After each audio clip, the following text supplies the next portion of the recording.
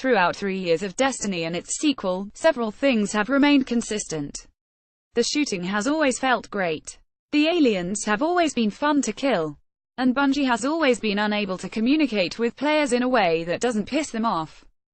On Friday, Bungie announced plans to change the game's experience system after players discovered that it was rigged against them, which felt particularly odious because it was connected to the real-life Money Eververse store.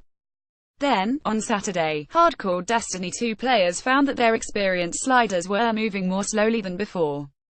On Sunday, the studio sent out a tweet saying, "The Destiny 2 API has yet to be adjusted to reflect the recent in-game change to earned XP. We are working on an API update to address the discrepancy.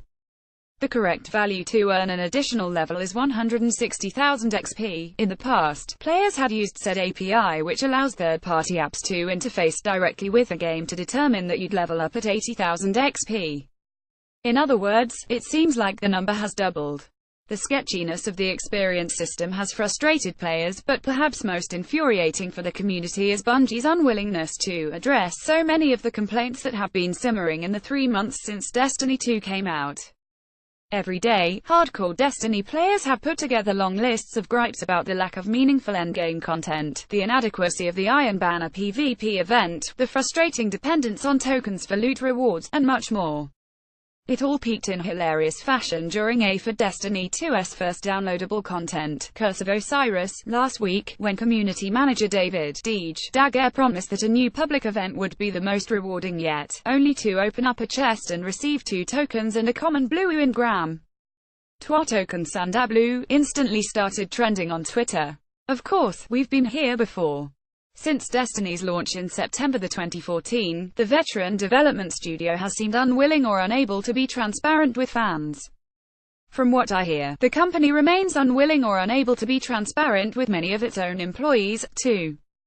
As Destiny went through its ups and downs, Bungie never stopped obfuscating, doing its best to keep even the most basic mechanics as opaque as possible, sticking with marketing plans full of smarmy teases and drip-feed PRS.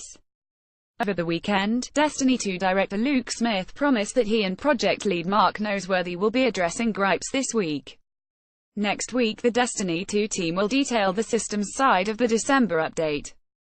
It includes economy updates, vendors acquiring their gear, tokens, legendary shards, investment updates, new reward systems for weapons, armor, gameplay updates, and more, he wrote on Twitter. Additionally, Noseworthy and I will also be answering some questions and addressing community feedback we've been reading since launch. That's the Destiny cycle. Months of silence, then the promise of transparency. And it goes on and on and on. But hey, at least the shooting's still fun.